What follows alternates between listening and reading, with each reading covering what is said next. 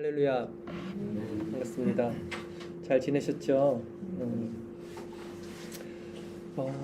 새해가 벌써 많이 지났네요. 20일이 지났습니다. 새해 첫 하나님께서 우리에게 주셨던 메시지가요, 거룩과 순종이었습니다. 제가 기도드리고 여러분들에게 처음 전했던 메시지가 생각이 나네요. 금요 기도 집회 때 드렸던 메시지 주제가 거룩과 순종이었고요. 우리가 아침마다 여호수아를 통해서 말씀 묵상해서 지금 나누고 있는 그 핵심 요지도 거룩과 순종입니다. 한 해 동안 거룩과 순종이 아마 우리 교회 안에 계속해서 각성이 되고 여러분들 경각심을 세우게 될 것과 같아요. 하나님께서 그런 마음을 주셨습니다. 첫 해. 성경도 이렇게 말합니다. 이 거룩함이 없이는 아무도 주를 보지 못한다. 거룩함과 화평함 없이는 주를 보지 못한다는 말씀이 있어요. 거룩이 그만큼 중요합니다. 하나님의 속성 가운데 거룩해야만 하나님을 알 수 있어요. 그렇죠? 하나님의 속성이죠. 그래서 오늘은요, 이 거룩과 순종이라는 주제를 가지고 이 거룩과 순종이 어떻게 우리 삶 가운데 전도로 연결이 되는지, 오늘 전도 설교인데 일부러 주제 설교는 아니고 본문이 전도 70인 전도 설교라서 전도 설교하는 거고요. 어떻게 이 거룩과 순종, 2024년 하나님께서 우리에게 주셨던 이 첫 메시지가 전도로 연결이 되는지에 대해서 전도자의 마음이라는 제목으로 말씀을 전하도록 하겠습니다. 본문 누가복음 10장 1절 한 절 말씀 같이 읽겠습니다. 그 후에 주께서 따로 70인을 세우사 친히 가시려는 각 동네와 각 지역으로 둘씩 앞서 보내시며 라고 시작을 합니다. 지난주 설교를 기억하시는지 모르겠지만 예수님께서 나는 머리 둘 곳도 없다 라고 따르려는 제자들에게 성도의 정체성에 대해서 말씀을 하시는데요. 죽은 자는 죽은 자들로 장사 지내게 하고 너는 가서 하나님 나라의 복음을 전하라 라고도 말씀을 하셨고, 또 가족들에게 작별하고 오는 것도 허락지 않으실 정도로 신앙의 내적 원리, 하나님을 따르려는 사람의 마음의 그 중심의 상태가 무엇인지에 대해서 말씀을 전했죠. 지난주에 마음의 중심에서 환경과 처지와 여건은 중요하지가 않다라는 요지의 말씀을 드렸고요. 그렇게 성도의 정체성을 세우신 예수님께서 그 자들을 이제 전도 여행을 보내시는 거예요. 이어지는 거예요. 70인의 전도인, 70인의 제자들을 세워서 순회 선교 여행, 전도 여행을 보내시는 것이 오늘 본문입니다. 70인이라고 그랬잖아요. 70이라는 숫자는 성경에서 많이 등장을 합니다. 몇 가지만 말씀을 드리면요. 창세기에서는요, 이제 요셉이 애굽의 국무총리가 되고 자신들 그 아버지가 있던 그 가족들을 이제 애굽으로 이제 불러들이죠. 그때 올라왔던 가족의 수가 몇 명이었을까요? 70명이라고 성경 기억해요. 창세기 보면. 그리고 이제 광야 생활했을 때 이스라엘이 출애굽하고 모세가 이스라엘들을 백성들을 막 가르치는 게 아니죠. 이끌고 이제 가나안 땅으로 이제 40년 동안 행진할 때도 혼자서 다 벅차니까 이제 장로들을 세워야 되는데 기도하고 하나님께서 이제 말씀을 하시는데 장로들과 지도자들을 세울 때 몇 명을 세웠습니까? 70명을 세워요. 그리고 신약에 넘어와서 유대 최고 종교 회의가 있죠. 뭡니까? 산헤드린 공의회라 그래요. 이 사람들이 바리새인들과 서기관들이 주축이 돼서 모였던 이 사람들의 숫자가 몇입니까? 70명이에요. 이렇듯 70이라는 숫자는 성경에서 많이 등장하고 곧 70이 이스라엘 전체를 말하고 있는 거예요. 이스라엘, 하나님의 교회가 70이라는 숫자가 등이 됩니다. 이렇듯 유대인들에게 있어서 70은요. 어떻게 나눠지냐면 7이라는 숫자는 완전수죠. 천지창조 7일. 그리고 10이라는 숫자는요. 충만수입니다. 10이 만수잖아요. 딱 채워진 수. 그래서 완전하고 충만한 것을 곱해지는 거예요. 그러니까 70은 완전한 하나님의 백성 이스라엘 이것을 예표하고 있다는 것이죠. 그래서 70인을 세워서 전도를 보내는 거죠. 즉 70인의 전도인은 오늘날 우리 교회를 예표하고 완전한 하나님의 백성을 예표한다라고 볼 수 있겠고, 그런 측면에서 오늘날 완전한 교회, 하나님의 교회의 명분, 책임, 우리의 해야 할 본분은 뭐냐 했을 때 거룩과 순종, 즉 우리의 거룩과 전도라고도 말할 수 있겠다라는 것을 우리는 살펴볼 수 있을 것입니다. 네, 오늘 우리가 지금 읽었던 10장 1절에서는요 특이한 게 있습니다. 뭐 아시겠지만 둘씩 보냅니다. 둘씩. 제가 예전에 이런 게 궁금했어요. 저는 이제 이단들을 잘 모르지만 꼭 둘씩 오잖아요. 초인종을 누르는데 두 명이 있어서 무서웠어요. 아니 한 명이 있으면 괜찮은데 꼭 한 명이 더 있는데, 특이한 게 제가 이렇게 봤더니 한 명만 말을 하고 한 명은 서 있어. 항상 그렇지 않아요? 둘 다 말하지 않고 한 명이 메인이야. 한 명은 뒤에 서 있는데 난 뒤에 있는 사람이 더 무서웠어. 저 사람 뭔데 말도 안 하고 왜 따라온 거야 그러면? 말도 안 할 거면. 근데 항상 길거리 가다가도 그러고 뭘 보는데 둘씩 와요. 둘씩. 근데 꼭 한 명 말하고 한 명은 서 있고. 왜 저럴까? 지금 몰랐어요. 저 궁금했어요. 근데 이 본문에서 나오는 부분이 딱 둘씩 보내는 거예요. 이 사람들이 여기 이 말씀의 근거에서 둘씩 보내는 거더라고요. 네. 근데 이 원리가 있죠. 사실은 성경적으로 이 이단들은 괜히 행동하는 건 없어요. 성경을 가지고 와서 행동한다. 왜? 그래야 자신들의 합리적 타당성이 세워지기 때문에 성경을 잘못 해석하는 것이지 그냥 임의대로 행동하는 일들은 없어요. 이단들은. 왜 둘씩 왔습니까? 성경에서 말하죠. 어떻게 여러분 알다시피 그리스도에 대해 증언하는 일은요, 두 사람 이상의 증언을 유효하다 인정하는 율법의 요구를 만족시키기 위함이잖아요. 두세 사람의 증인을 세워야 된단 말이에요. 예. 그래서 오늘날도 이제 우리는 이제 둘씩 이제 전도를 하는 것이 이런 측면에서는 원리적으로는 맞아요. 우리도 전도를 할 때 이렇게 둘씩 전도하는 것이 이런 측면에서는 맞죠. 예. 예. 그래서 초대교회 보면요, 바울도 바나바랑 같이 사역을 하는 모습도 있고요. 또 바울이 신라랑 같이 사역하는 모습, 그러니까 둘씩 사역하는 모습들이 또 종종 보입니다. 이런 원리는 가지고 있대. 그 원리를 갖고 있어야지. 무조건 둘씩 가서 한 사람 서 있고 막. 하여튼 이단들이 참 흉내는 잘 낸다 라는 생각이 또 들고요. 한번 또 넘어가 보겠습니다. 이제 두 번째 구절입니다. 누가복음 10장 2절 말씀도 우리 같이 한번 읽어보도록 하겠습니다. 이르시되 추수할 것은 많되 일꾼이 적으니 그러므로 추수하는 주인에게 청하여 추수할 일꾼들을 보내주소서 하라. 아멘. 지금 예수님께서 제자들에게 이렇게 말씀하시는데 추수할 것이 많다는 거예요. 근데 일꾼이 적다는 거예요. 70인이 너무 부족해. 아직도 전해야 될 사람들이 많아. 그러니까 하나님께 빨리 이게 일꾼들을 보내달라고 기도해야 된다. 이 말씀이거든요. 근데 당시 배경을 생각해 볼게요. 오늘날과 당시 2000년 전과는 상황이 완전히 다르죠. 당시는요, 예수님이 누군지도 세상 사람들은 모르는 시대예요. 예수님이 모르는 시대에서는 일꾼이 적을 수밖에 없어요. 그러니까 일꾼이 필요합니다. 보내달라고 요구를 해야 되는데, 오늘날은요 세계적으로 기독교가 30% 이상 인구예요. 예. 성경은 50억 부인가요? 70억 부인가요? 세계에서 가장 잘 팔린 베스트셀러예요. 예수님, 성경을 모르는 사람들은 일반적으로 없어요. 그러니까 당시와 지금은 좀 상황은 다르다는 것이죠. 예. 그래서 당시에는 일꾼이 필요했어요. 일꾼을 보내달라고 기도해야 된다.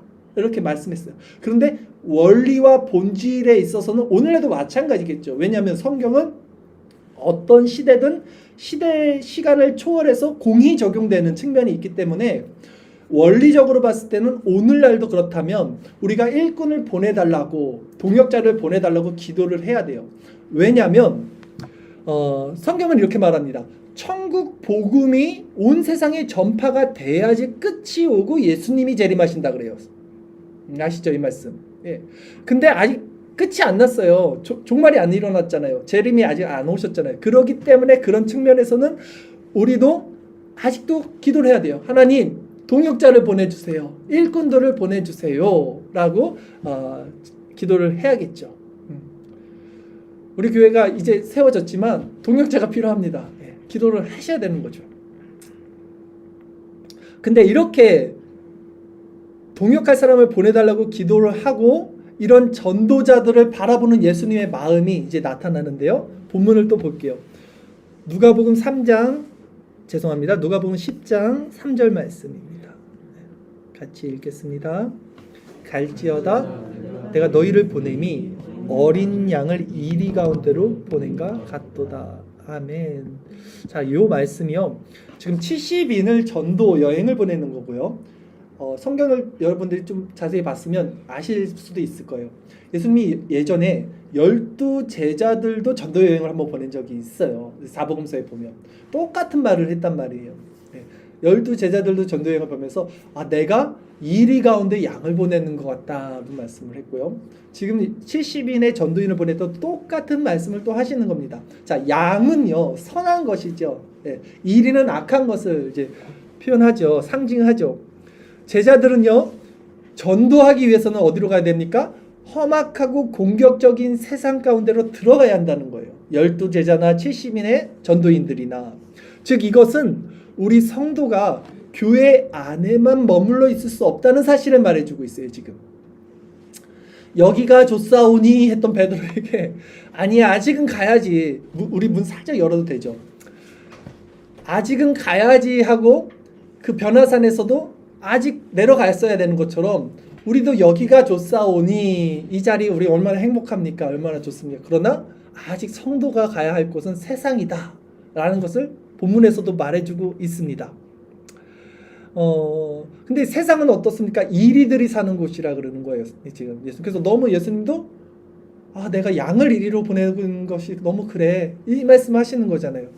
그러나 우리가 세상으로 갈 방법 밖에는 그 도리 밖에는 아무것도 필요한 게 없다면 우리는 어떤 마음을 가져야 되냐? 12제자들을 전도여행 보낼 때도 예수님이 이렇게 말씀하셨어요. 뱀같이 지혜롭고 비둘기같이 순결하라. 이것이 성도의 정체성이에요.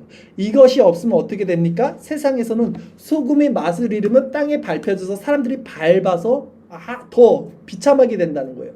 우리에게 이 거룩과 순종, 이 양 같은 순결함, 그러니까 비둘기 같은 순결함, 또 뱀 같은 지혜로움이 없으면 우리는 세상 가운데서 너나 잘해 이제 이 소리 듣는 거예요. 이제 그런 정체성이 우리에게는 필요하다라는 것을 우리는 또 이 말씀을 통해서 알 수 있겠죠. 다음 본문도 한번 보겠습니다. 이제 누가복음 10장 4절에서 6절까지 말씀인데요. 요한 6 같이 읽겠습니다. 전대나 배낭이나 신발을 가지지 말며 길에서 아무에게도 문안하지 말며 어느 집에 들어가든지 먼저 말하되 이 집이 평안할지어다 하라. 만일 평안을 받을 사람이 거기 있으면 너희의 평안이 그에게 머물 것이요 그렇지 않으면 너희에게로 돌아오리라. 아멘. 요 구절 우리 한번 살펴볼 필요가 있습니다. 제가 하나하나 살펴볼게요.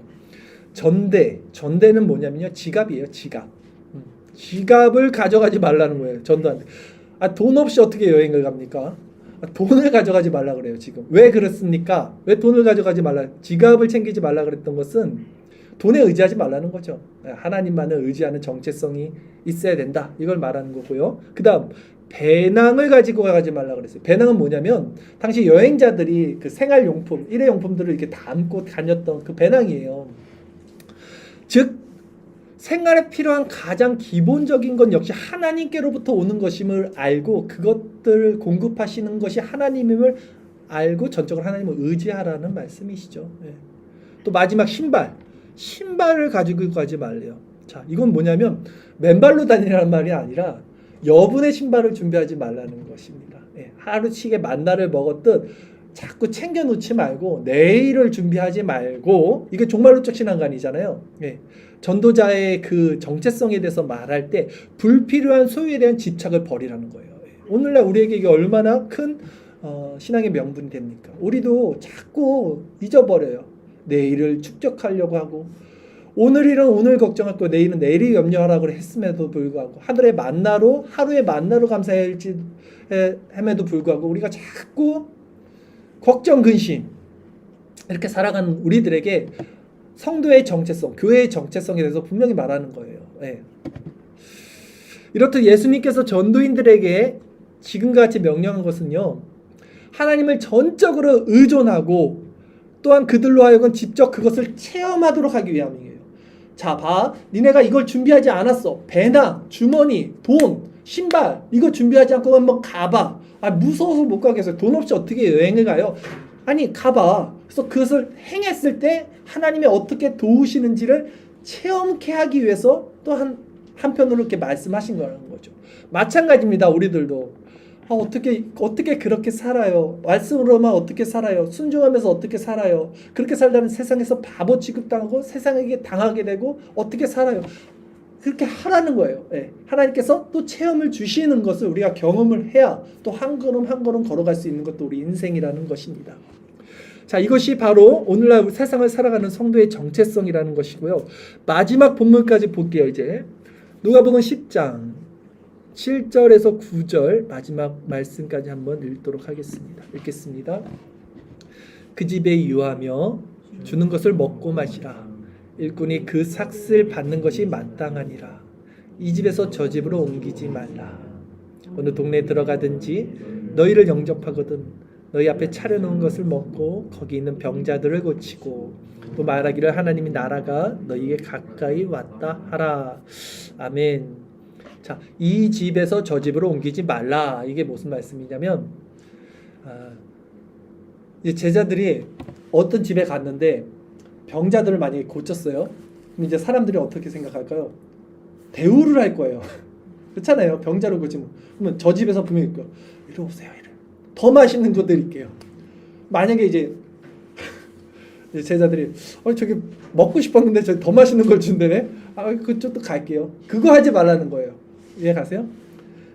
그러니까 사람이 높아지게 돼요. 그러면 여기서도 대접받고 저기에서도 대접받고 그 짓 하지 말고 하나님이 주신 그곳에서 그냥 공급해 주시는 것으로 만족하고 다른 거 신경 쓰지 말고 전도에만 열중하라 이 얘기예요 지금. 네. 그렇지 않으면 사람이 자꾸 높아지고 사람들은 사람을 세우려고 하고 그걸 또 받아 챙기려고 하고 사역자들이 이제 그거 하지 말라 이 말씀입니다. 그리고 또한 일꾼이 그 삭슬 받는 것이 마땅하다라고 그랬잖아요. 일꾼이 그 삭슬 받는 것이 마땅하다는 말씀을 이제 사역하는 자들에게 하는 말씀이에요. 이게 전도자들에게 물질적으로 우리가 공급받는 대가는 사역자들이 이 사역자들의 삶의 풍요를 위해서가 아니라 삶의 생계를 위해서야만 한다는 말씀을 우리는 알고 있어야 되는 거예요. 더 좋은 거 주면 걸로 가는 게 아니라 그냥 생계를 위해서 먹고 살려면 받아 먹어야 되잖아요. 그걸 해야지 삶의 풍요를 위해서 따라가지 말라는 거예요. 그 말씀을 상기시켜. 제가 오늘 이 말씀을 딱 보면서 마음에서 조금 생각이 든 게 제가 이번에 이사를 갔습니다. 근데 제가 여러분들 이제 초대를 할 텐데 더 큰 평수로는 가지 않겠습니다. 아니 좀 걸리더라고요. 작은 데서 살아야지 이게 덕이 되는데 크진 않아요. 크진 않지만 그래도 제 마음속에 이게 덕이 될래나 그래도 그런 마음이 있는데 확실히 말씀드릴게요. 단에서 더 큰 평수로는 가지 않겠습니다. 자, 이게 오늘 본문 말씀이 이제 이렇게 끝났습니다. 쑥스럽네. 자, 이제 오늘 말씀을 통해서 제가 한 가지 질문을 여러분들에게 드릴게요. 자, 보세요. 오늘 이제 예수님께서 70인의 전도인을 세워서 전도를 보내신 장면을 우리가 살펴봤는데요. 우리가 아는 것이 하나가 있습니다. 뭐입니까?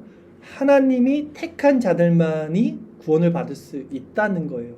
예정이죠. 하나님이 구원받을 자를 예정해 두셨고 예정해 두신 그 자들은 반드시 구원을 얻게 된다는 것, 이 명제 우리가 분명히 알고 있죠. 그러면 왜 우리는 전도를 해야 되냐? 이 질문을 이제 우리 스스로에게 한번 해봅시다. 아니 하나님이 택한 백성들은 반드시 어찌 됐든 간에 구원을 얻게 되는데 이게 예정인데 하나님이 주권인데 우리가 왜 해야 돼요? 전도를 왜 가서 전해야 되냐? 왜 예수님은 지금 70인을 가지고 보내서 전도를 하라고 하냐? 정해진 사람들은 구원을 받게 하는데 이제 이 부분에 대해서 우리가 전도를 해야 하는 이유는 무엇인가 했을 때 오늘 본문에서 예수님이 이렇게 말씀을 하셨어요. 추수할 것은 많되 일꾼이 적다. 자, 즉 추수는 뭡니까? 구원이죠. 이 추수는 누구의 몫입니까? 누구의 소관입니까? 주인의 소관이고 하나님의 소관이에요. 그러나 일꾼, 이 일을 수행하는 것은 일꾼의 소관이라는 거예요. 이 균형을 가지고 있어요, 성경은. 바울이 성경을 통해서 이렇게 말합니다. 나는 심었고 아볼로는 물을 주었을 때 자라나게 하시는 것은 하나님이다 라는 말씀을 합니다. 이렇듯 하나님은 하나님의 사람들을 통해서 하나님의 일을 행하시는 것을 우리 성경을 통해서 알 수 있다는 것이죠. 그래서 성경은 또 우리에게 어떻게 말씀하시는가? 너희는 때를 얻든 얻지 못하든 복음을 전파하는데 항상 힘쓰라 라고 말씀하는 거예요. 그런 측면에서 하나님의 주권과 하나님의 예정은 완전하시지만 그럼에도 하나님은 우리들을 통해서 하나님의 사역을 이루신다. 즉 우리는 우리의 책임이 분명히 있다라는 것을 알고 전도에 힘써야 한다는 것이죠. 또한 이런 측면에서 교회의 존재 목적을요, 저는 두 가지로 이렇게 들 수 있을 것 같더라고요. 오늘 설교를 준비하면서 성경에서 가장 중요한 핵심 사상 두 가지가 뭐냐면요, 하나님 사랑과 이웃 사랑이에요. 이것이 율법의 강령이고 완성이잖아요. 근데 하나님의 사랑을요, 우리 측면에서 대입을 해보면 거룩이라고 할 수 있어요. 거룩. 우리가 거룩하는 것이 하나님의 속성과 부합하고 하나님의 마음과 합일되기 때문에 하나님을 사랑하는 자는 거룩할 수밖에 없거든요. 거룩을 추구할 수밖에 없거든요. 정말 추구할 수밖에 없다는 것이 조그만 여지의 더러운 터럭도 허용치 않는 마음이 자원하는 심령에서 생긴단 말이죠. 하나님의 거룩하심을 받은 사람들은. 그래서 하나님 사랑은 거룩입니다. 또 우리가 2024년 첫 메시지 뭐라 그랬어요? 거룩과 순종이라 그랬잖아요. 또 여호수아를 통해서 말씀 묵상을 통해 항상 우리가 받고 있는 지금 말씀이 거룩과 순종인데, 이 거룩이 하나님의 사랑이라면 순종은 뭡니까? 이웃사랑으로 연결이 돼요. 왜 순종이 이웃사랑으로 연결되냐 했을 때, 자, 순종이라는 것은 말씀에 순종하는 건데, 말씀의 완성, 율법의 강령, 율법의 완성이 이웃사랑이잖아요. 이웃 사랑이 뭡니까? 전도예요. 또 다른 면으로는. 예. 그렇기 때문에 거룩과 순종은 하나님 사랑과 이웃 사랑과 맥을 같이 하는 거고요. 거룩이 하나님의 사랑이라면 순종은 이웃 사랑이고, 다시 또 한 번 들어간다면 이 순종은 결국 전도로 연결이 된다. 그래서 이것을 정리를 하면 우리 교회의 존재 목적은 거룩과 전도다. 이해 가십니까? 좀 어려울 수도 있는데 이렇게까지 제가 이해가 되더라고요. 그럼 이제 우리가 행해야 할 거룩과 전도의 방식, 제가 오늘 서두에 설교를 시작하면서 이렇게 말씀드렸어요. 거룩과 순종이 어떻게 전도로 연결되는지에 대한 원리를 말씀드린다고 그랬잖아요. 이 부분에 대해서 한번 설명을 드릴게요. 이제 당시 전도는요, 순회 전도였어요. 순회 전도. 말씀드렸듯이 아직 예수님을 몰라, 사람들이, 세상 사람들이. 그래서 순회 전도할 수밖에 없어요. 그러나 오늘날 전도는 생활 전도가 훨씬 그 비중이 큽니다. 생활 가운데 전도를 해야 돼요. 이미 예수님, 교회에 대해서 사람들이 어느 정도 다 알아요. 네. 30% 이상이 전 세계 기독교인이고 성경 자체가 베스트셀러인데 어떻게 예수님을 모르겠어요. 물론 모르는 나라도 간혹 있겠지만 보편적으로 모든 사람들이 이제는 안다는 거죠. 그래서 오늘날은 우리가 전도하는 방식은 한 번도 예수님의 이름을 들어보지 못한 자들에게 전하는 것이 아니라 이미 예수님의 이름을 들어봤지만 그 예수님을 믿는다고 하는 사람들의 삶을 바라본 사람들에게 전도를 하는 거예요. 그런데 문제는 뭡니까? 예수님을 믿는다고 하는 사람들이 볼 때는 저게 예수님을 믿는 사람들이면 나는 믿지 않겠다는 거예요. 문제는 여기 있어요. 오늘날 문제는. 저게 믿는 거야? 믿는다는 사람들이 저렇게 사는 거야? 나는 그런 예수님 안 믿을래. 제가 사회생활을 하면서 사람들을 이렇게 통해서 본 게 그거거든요. 그 사람들은 하나님을 몰라요. 성경을 모르죠. 근데 하나님을 믿는다고 하는 사람들을 보는 거예요. 그러니까 이 사람들이. 근데 그런 하나님을 오해하고 있는 거예요. 잘못 믿고 있는 이 사람들을 통해서 그 하나님을 나는 믿지 않겠다는 거더라고요. 그래서 오늘날 전도 방식은 순회 전도가 아니라 생활 전도가 돼야 되고, 적용적인 측면에서 말씀드리는 겁니다. 그런 측면에서 이 생활 전도는 순회 전도보다 훨씬 어려워요. 왜 어려울까요? 인격적인 관계를 요구합니다. 그리고 이 인격적인 관계는요, 한순간 일어나지 않아요. 우리가 누군가를 만났을 때, 또 그 사람들을 판단하고 그 사람들에 대해서 알았다고 말했을 때는요, 최소한 제가 볼 때는 1년 이상이 걸려요.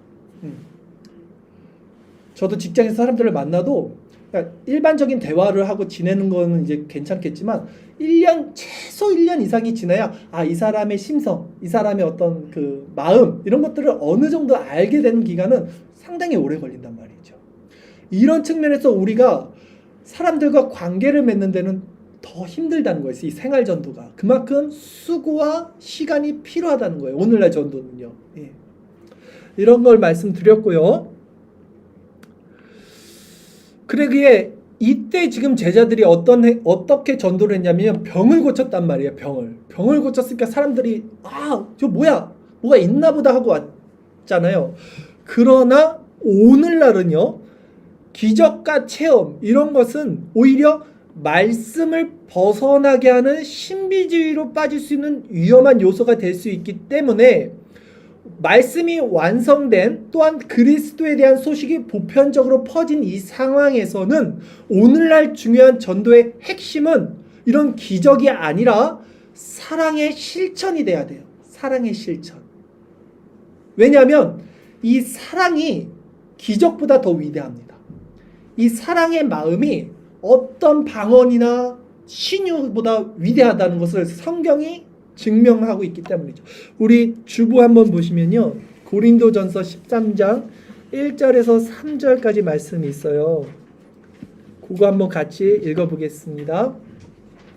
내가 사람의 방언과 천사의 말을 할지라도 사랑이 없으면 소리나는 구리와 울리는 꽹과리가 되고, 내가 예언하는 능력이 있어 모든 비밀과 모든 지식을 알고 또 산을 옮길 만한 모든 믿음이 있을지라도 사랑이 없으면 내가 아무것도 아니요, 내가 내게 있는 모든 것으로 구제하고 또 내 몸을 불사르게 내줄지라도 사랑이 없으면 내게 아무 유익이 없느니라. 아멘. 그러기 때문에 오늘날 이 생활 전도에 있어서는 이 사랑이 있어야 되는데, 이 사랑은 관계 가운데 오랜 시간이 필요하고 또 가식으로 할 수가 없어요. 위선으로 할 수 없어요. 그건 드러나요, 시간이 지나면. 중요한 것은 그렇기 때문에 내가 먼저 이 사랑을 취득하고 있어야 돼요. 내적인 원리에서 이 사랑을 내가 가지고 있어야지만 그리스도의 향기가 저절로 흘러나가고, 이게 지속적으로 관계 가운데 오랜 시간이 지나야지만 효과를 일으킨다는 거예요. 이게 오늘날 전도 방식이라는 거예요. 예. 인간은요, 그런데 인간은 똑똑하잖아요. 그러니까 교활하잖아요, 인간은. 그래서 이 사랑까지도 모든 것을 흉내낼 수 있는 것이 또 인간이죠. 그렇죠? 1년 알았어. 1년 내가 꾹 참고 잘해줄게, 저 사람한테. 그럴 수 있는 게 인간이잖아요. 예. 마음을 꾹 참고 화나도 감추고 참고 그냥 계속 잘해주는 거야. 1년만 참자. 그럴 수 있는 게 인간이라는 거예요.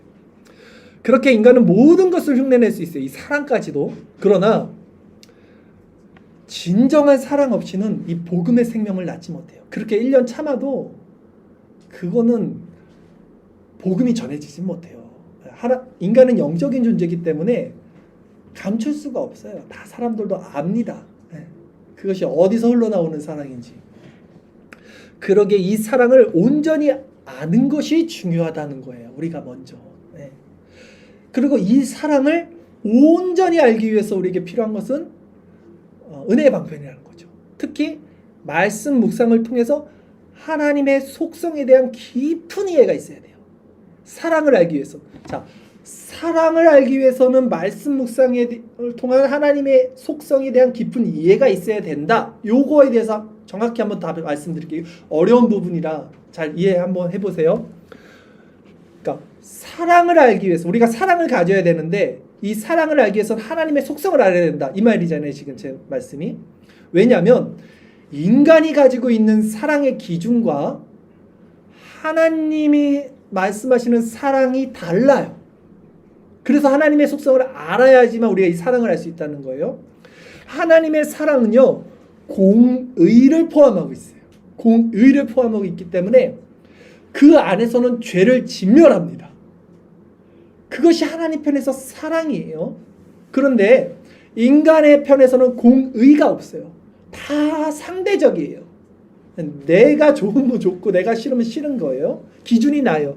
그래서 인간은 이 하나님의 기준인 공의가 없기 때문에 스스로 재판장이 됐고 스스로 주관자가 돼서 하나님의 사랑을 바르게 이해할 수 없고 사랑을 왜곡해서 알게 된다는 거죠. 즉 인간이 이 하나님의 속성, 이 사랑을, 이 하나님의 속성의 관점을 갖지 못하면 하나님의 사랑과 인간의 사랑이요, 이제는 인간 안에서 섞여버립니다. 교회 안에서도 신앙생활 하는 사람들이 많이 이걸 섞고 있죠. 네, 잘 모르는 거예요. 하나님의 속성을. 그러니까 섞어버리는 거예요. 그래서 이걸 섞어버리면 이제 문제가 어떻게 일어나냐. 예를 들면 자기가 받아들일 수 있는 성경 구조는 받아들이는데 받아들일 수 없는 성경 구조에 대해서는 의아해지게 되는 상황이 벌어집니다. 이웃을 섬겨야 돼. 남을 도와야 돼. 이건 다 받아들일 수 있어. 아, 이게 사랑이지. 근데 예를 들어서 이제 아담 한 사람의 죄로 온 인류가 죄의 결과로 죽음에 이르게 됐다. 이거를 못 받아들일 수도 있게 되는 거예요. 이제는 나는 죄인이 아닌데 왜 아담의 죄가 내 죄가 되지? 또 노아 한 사람의 의인으로 말미암아 가족들은 구원을 받는데 지구상의 모든 사람들이 진멸된다는 것들을 어떻게 받아들일 수 있겠어요? 사랑의 하나님이 어떻게 세상의 모든 사람들을 진멸하냐? 이제 갓 태어난 어린아이도 있을 텐데 그 아이가 뭐가 죄가 있다. 그러니까 못 받아들이는 게 되는 거예요. 이 문제점이 발생하는 것입니다. 그러니까 묵상을 통해 하나님의 속성에 대해서 아는 것이 너무 중요한 거예요. 왜? 그 속성을 알아야 온전한 사랑을 알고 그 온전한 사랑을 알아야 온전한 사랑 가운데서 우리가 발현이 돼서 이웃사랑을 하고 그 이웃사랑을 해야 올바른 전도가 일어나기 때문이라는 거예요. 그래서 지난 1년 동안 제가 전도에 대한 설교가 아닌 우리 내적인 원리, 우리 마음에 대해서 계속해서 1년을 설교를 한 거고 이제 1년이 지나고 새해가 밝았을 때 이제 이 마음으로 전도를 하자라고 말씀을 드리는 거예요. 그럼 이제 이 말씀 묵상을 통해서 우리는 이제 1년 동안 계속해서 마음의 원리를 살펴본 사람들입니다.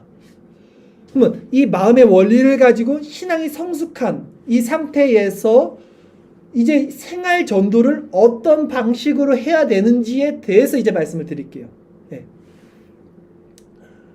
자, 이제 실천적인 방안입니다. 전도에 대해서 실천적으로 여러분들에게 제가 인사이트를 드리는 거예요.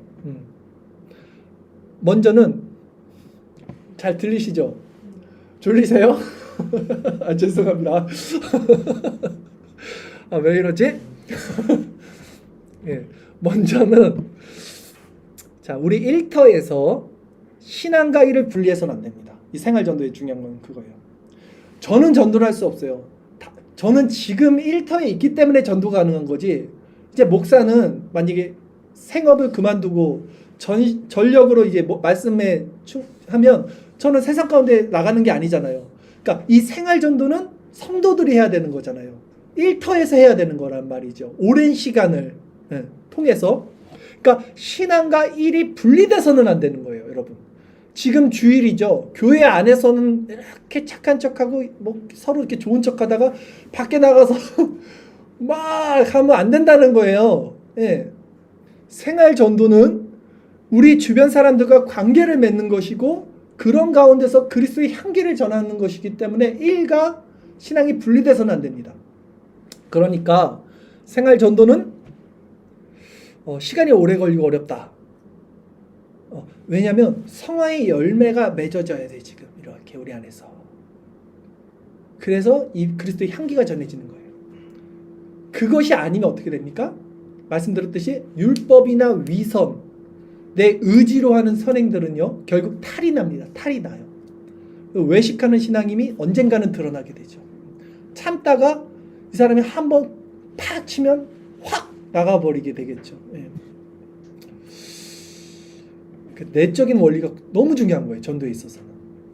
그러기에 오늘날 전도에 있어서 우리가 취해야 할 방식은 먼저 내 자신이 성령의 열매를 맺으면서 하나님 사랑과 이웃 사랑, 즉 거룩과 순종의 마음을 갖게 된다. 이걸 말씀드렸고요. 이제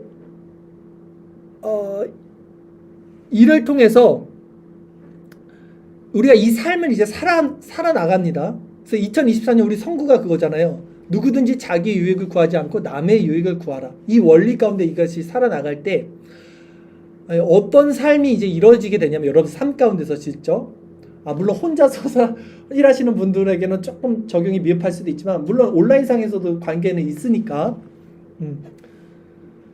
사람들에게 반응이 일어납니다. 이게 제가 경험해 본 거예요. 우리가 이 삶을 살 때, 그러니까 이 삶이요 목적이 전도가 아니에요. 전도를 목적으로 하는 게 아니라 하나님의 사랑을 자연스럽게 나타내는 것이지 어떤 목적을 가지고 그 사람에게 접근하는 게 아니에요. 절대. 그냥 살아가는 거예요. 그 사람들과. 근데 이렇게 살아갈 때 그 그리스도의 향기가 이렇게 전해질 때 그러니까 막 돕고 싶잖아요. 그냥 하나님의 마음이 성령이 충만하면 막 잘해주고 싶고 돕고 싶고 섬기고 싶고 세워주고 싶고 이런 마음으로 이게 일어날 때 어떤 변화가 일어나면 사람들의 반응이 와요. 이제 하나님을 모르는 사람들의 반응이 오는데 이 지점을 우리가 느껴야 돼요. 이게 반응이 오네. 내가 어떤 목적을 가지고 지금 행한 것이 아닌데 이 사람들이 나에게 마음을 여네. 요 지점이 있어야 돼요. 첫 번째. 이게 무슨 말이냐면 아까 제가 말씀드렸던 게 뭐냐면 사람들은 기독교에 대해서 되게 반감을 가지고 있어요. 많은 사람들이 오늘날 보편적으로. 왜냐면 하나님을 모르는데 하나님 믿는 사람들이 이상하게 살아가니까 싫은 거야. 하나님도. 근데 내가 잘하니까 이 사람들이 이제 다는 아니네. 하나님 믿는다는 사람들이 잘 사는 사람, 착하게 사는 사람들이 있네. 요 관점이 생긴다는 거예요. 요걸 내가 느껴야 되는 거예요. 요걸. 네. 이 사람들 이걸 말로 표현은 안 하겠지만 요 교감이 생겨요. 교감이 서로. 인간들은 관계니까 관계 가운데 이 교감이 생긴다고요. 근데 이게 시간이 오래 걸리더라고요. 네. 한순간 이 사람들은 다 재요. 계속 재요. 이 사람들이 일부러 잘해주는 거 아니야 저거? 나 교회 전도하려고 계속 재다가 오랜 시간이 지나면서 이제 마음을 열어요. 조금씩. 그래서 관계가 형성되면 이제 나도 알게 되는 거예요. 이 교감이. 내가 이 사람과 인격적인 관계가 이제 일어나는구나. 요 지점을 내가 느껴야 된다는 거예요. 첫 번째. 여기까지 가는 게 힘들어요. 이게 내가 율법을 할 수도 없다는 거예요. 그래서 이게 먼저 내 마음이 중요하다는 걸 말씀드린 거고요. 근데 이것이 느껴지는 게 왜냐면 세상의 사람들은요. 이런 사랑을 경험해 보기가 힘들어요. 이타적인 사랑 경험을 못 하잖아요. 다 계산적으로 사니까. 근데 이 사람이 내가 오랫동안 봤는데도 이타적이네. 이 사람은 그냥 원래 착한 건가? 이런 마음들이 생긴다고요. 자연인들이. 그러기에 이런 사랑을 전하면 분명히 이제 그 사람과 인격적인 교감이 생깁니다. 그리고 그 관계 가운데서 이 사람들은 교회에 대한 좋지 않았던 마음의 시선들이 이제 조금씩 벗겨지는 거예요. 제거되는 거예요. 이게 생활전도의 첫 번째 단계고요. 그럼 두 번째 단계는 뭐냐? 여기까지 갔을 때 이제 두 번째 단계는 이 관계가 형성이 되잖아요. 그러면 이제 이 사람들이 조금씩 기독교에 대해서 말을 해요. 그전에는 말을 안 해요. 교회 얘기하면 이미 탁 싫어요. 경계를 하고 있어요. 교회 말하면 돌아서요. 근데 자신들이 조금씩 열려요. 이제 호감이 생겨요. 교회가 무엇인지, 기독교가 무엇인지 새로운 관점이 생기니까 야, 근데 왜 교회는 왜 그러니? 왜 저 사람들은 왜 그래? 약간 이런 식으로 접근을 하더라고요. 그렇게 자연스럽게 교회에 대해서 이 사람들이 먼저 마음을 조금씩 열 때 교회가 가진 매력, 기독교만이 가진 매력을 우리가 그 사람들에게 딱 넣어줄 수 있어야 돼요. 세상이 가지지 못한 교회가 가지고 있는 매력이 무엇인가? 이걸 우리가 알고 있어야 돼요. 1차적으로 이것을 우리가 그 사람들에게 유익을 줄 수 있는 거예요. 세상이 가지지 못한 교회가 가진 매력은 뭐냐면요. 제가 토요일날 성경 공부 시간에 잠깐 말씀드렸죠. 뭐냐면 의미와 초월입니다. 의미와 초월. 이게 무슨 말이냐면 세상 사람들은요, 나는 누구인가, 내가 왜 살고 있는가에 대한 궁극적인 이유를 알 수가 없어요. 죽을 때까지. 이게 의미입니다. 이게 무슨 의미가 있지, 사는 게? 왜 살고 있지? 나는 누구지? 이거 어디서 찾을 거야, 이 답을? 이거에 대한 해답을 얻지 못하고 있어요, 세상 사람들. 또 한 가지, 초월. 야, 나 죽으면 어떻게 되냐? 죽음 다음은 뭐가 있을까? 이 의미와 초월에 대해서 정확하게 말할 수 있는 것이 기독교의 매력이 될 수 있다는 거예요, 세상 사람들은. 그걸 전해줄 때 이 사람들은 자기가 갖지 못했던, 자기가 가질 수 없었던 거예요, 이거는. 그에 대한 그것이 맞든 틀리든 새로운 센세이션, 이 사람들에게는 호감이 생기고 삶의 유익을 받게 되는 거예요. 그것을 전해주게 되는 거예요. 두 번째 단계에서 우리가 전해줄 수 있어야 된다는 거예요. 나아가서 이제 이 정도의 신앙이 이제 발전이 된 관계 가운데서는요, 이제 서로 이야기가 되겠죠.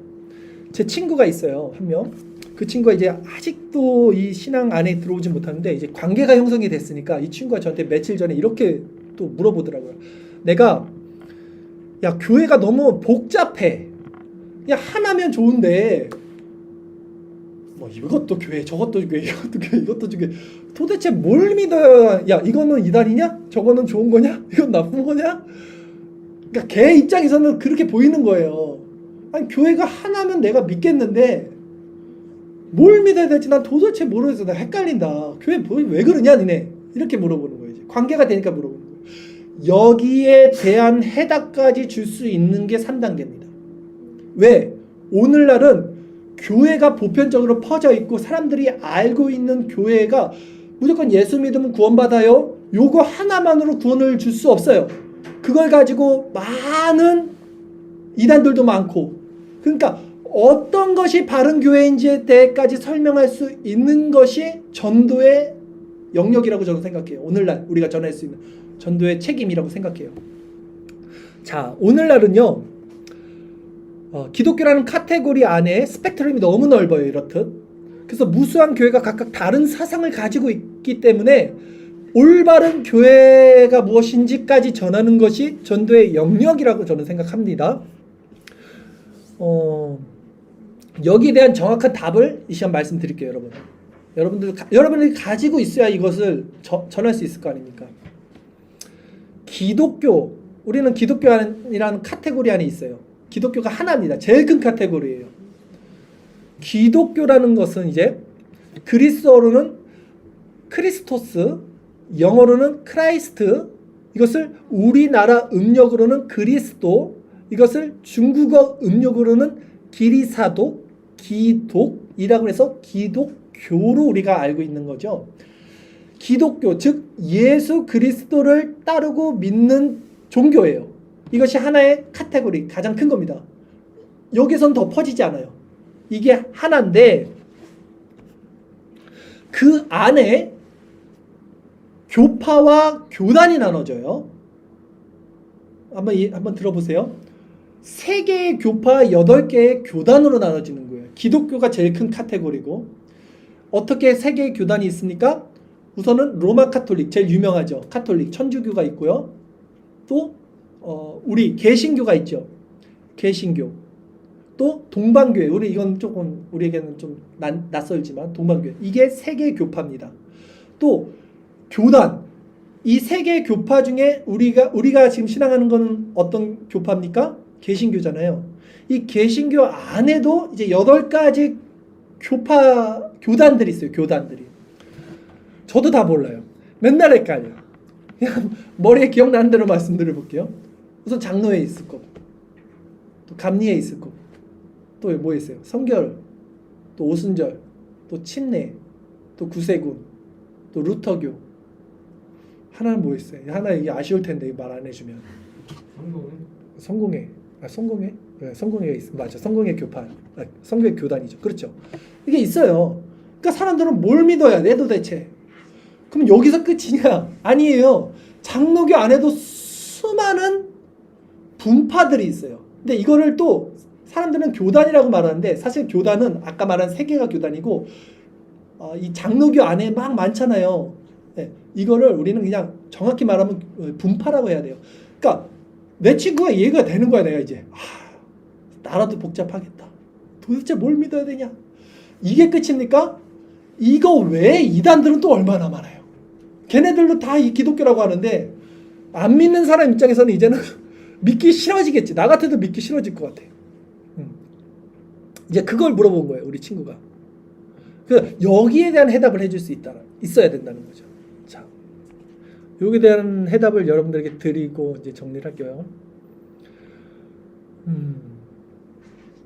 왜 나눠지느냐? 왜 이런 교단과 교파가 나눠지느냐 했을 때 여러 가지 이유가 있겠지만, 역사적인 이유들도 있겠지만, 제일 중요한 핵심 요지 사상은 뭐냐면, 왜 나눠지느냐? 교단과 교파가 구원론에서 나눠지는 거예요. 구원론. 즉 성경을 바라보는 구원에 대한 관점이 달라요. 성경은 하나인데 바라보는 관점이 달라져서 나눠지는 거예요. 이 다른 관점을 두 가지 축으로 나눌 수 있는데요. 한 가지는 신본주의, 한 가지는 인본주의. 이 두 가지 관점에서 그 많은 교파들, 분파들, 교단들이 나눠지는 거예요. 조금 더 설명해 볼까요? 신본주의에서 성경에도 극단으로 치우치지 말라는 말이 있죠. 신본주의에서 극단으로 치우쳐서 그 관점으로 성경을 보는 학파가 뭡니까? 하이퍼 칼빈주의라고 그래요. 그다음에 또 이쪽 반대편 볼게요. 인본주의의 극단에서 성경을 바라보는 사람들은 누가 있을까요? 자유주의 신학들이 있겠죠.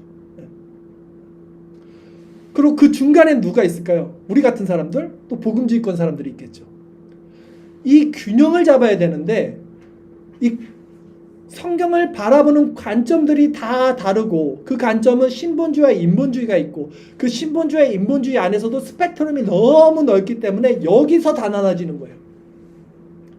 그러면 이제 우리가 정리를 해야겠죠. 무엇이 가장 옳은 교회고 교파고 또 신학이냐 했을 때, 이 신본주의와 인본주의를 정확하게 우리가 균형을 잡을 수 있는 것이 올바른 교회다라고 말할 수 있겠죠. 이런 측면에서 개혁주의, 우리 개혁주의는 그 중간에 있어요. 하이퍼 칼빈주의도 아니에요. 우리는 하이퍼 칼빈주의는 무조건 하나님이 다 해주시는 거야. 걔네들은 운명론을 믿어요. 전도하지 마. 전도 왜 해?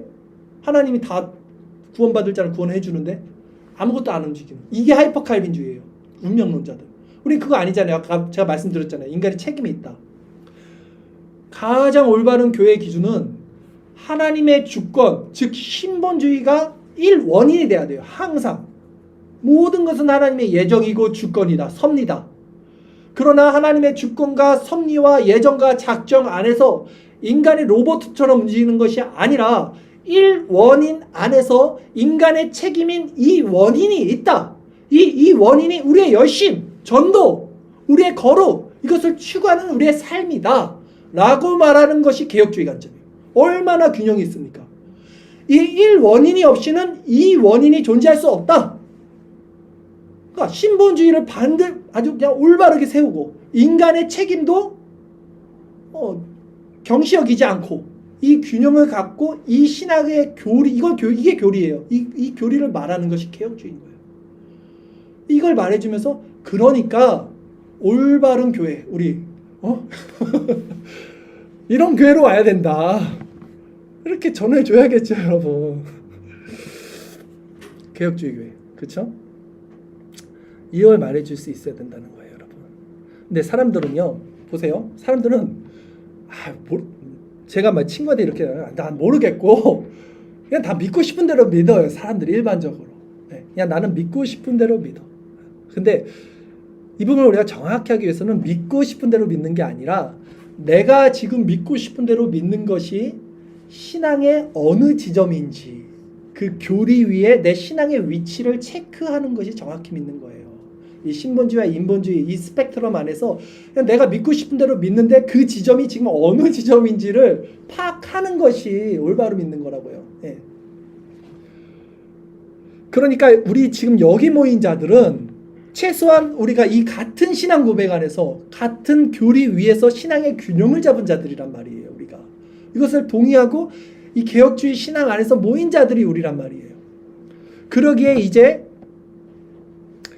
관계가 된 다음에는 사람들에게 여기까지가 교회다라고 전해줄 수 있는 것이 오늘날 전도의 영역이라는 것입니다. 정리를 해볼게요. 오늘날은 생활전도입니다. 당시는 순회전도였지만 적용적인 측면에서는 달라요. 분명히 예수님 모르는 사람이 없는데 어떻게 예수님을 전하겠냐고. 예수님을 알지만 잘못 알고 있는 사람들에게 전해야 돼요. 그러려면 생활전도, 즉 우리 내적인 성령의 열매로 말미암아 오랜 시간 삶으로 드러나는 그리스도의 향기를 전해야 되고요. 인격적인 관계가 맺어야 되고요. 수고가 필요합니다. 여러분 씨를 뿌리고 인내로 기다리십시오. 인내로 기다리세요. 우리 다음 주 뭐 복음 주일하고 야 우리 교회 빨리 한번 와봐. 다음 주에 와야 돼. 이거 아니고 계속해서 기도하고 뿌리고 삶으로 나타내시면 하나님께서 거두시는 거잖아요. 우리는 씨를 뿌리고 관계가 형성됐을 때 이제 그들이 마음을 열었을 때 기독교의 매력 두 가지를 말씀을 드리는 거예요. 그리스도는 초월의 종류예요. 네가 알지 못하고 있는 지금 왜 사는가에 대한 질문도 우리는 할 수 있어 라는 거예요. 그리고 나서 정말 여러분들이 실력이 된다면 그리고 이걸 정말 이제 우리가 말할 수 있는 성령의 은혜로 말할 수 있다면 그 수많은 교회 중에 어떤 것이 올바른 관점의 교회인지 여기까지 말해준다면 하나님께서 우리 교회로 성도들을 이끌어 주시지 않을까 이런 생각을 저는 하고 있습니다. 이제 말씀을 정리하겠습니다. 예수님은 오늘 본문을 통해서 70인의 전도인을 세워서 전도 여행을 보내셨습니다. 이 전도의 원리는 오늘날로 동일하지만 전도의 방식과 적용적인 측면에서는 이제 다르다라는 측면에서 오늘 말씀을 전했고요. 그러기에 오늘날 전도자가 전해야 하는 이 복음의 능력은요, 삶의 능력입니다. 즉 사랑의 실천입니다. 그러기에 먼저 이 생활 전도에서 중요한 것은 내 안의 변화. 오늘도 내 안에 주목하십시오. 내 마음에 주목하십시오. 내 안에 변화를 받지 못하면 아무것도 이룰 수 없어요. 내 안에 변화를 받아야지만 이웃사랑의 실천이 자원하는 심령에서 일어나고, 그래서 성경에서 이렇게 말하죠. 무엇을 하든지 하나님이 공급해 주시는 힘으로 하는 것처럼 하고, 할 수 있거든 모든 사람과 화평하고 덕을 세우고 또 다른 사람의 유익을 위해서 살아가라. 이것이 인간이 사랑을 흉내낼 수 있지만 그것이 아니라 내 마음에서 변화를 받아서 성령으로 말미암아 감사함으로 그것을 나눠줄 때, 우리 아침에도 그 얘기했지만 이게 가장 좋은 삶 아닙니까? 자, 이런 거룩과 순종이 우리 안에서 일어나고 또 그 열매로 우리 교회 안에서 하나님 사랑과 이웃 사랑이 넘쳐서 또 하나님이 영광 받으시는 교회, 또 그 실천의 결과로 많은 자들이 이곳에서 구원의 열매를 함께 찬양하는 그런 아름다운 교회가 2024년 우리에게 우리가 소망하는 교회가 되기를 바라겠습니다. 기도드리겠습니다.